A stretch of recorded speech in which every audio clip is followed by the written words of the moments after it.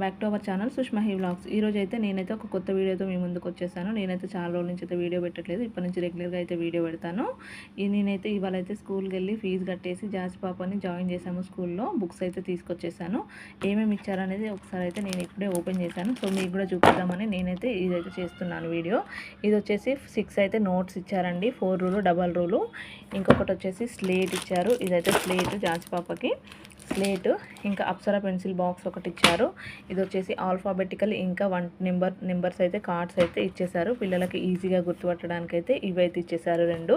ఇంకొకటి వచ్చేసి కలర్స్ అయితే ఇచ్చేసారు.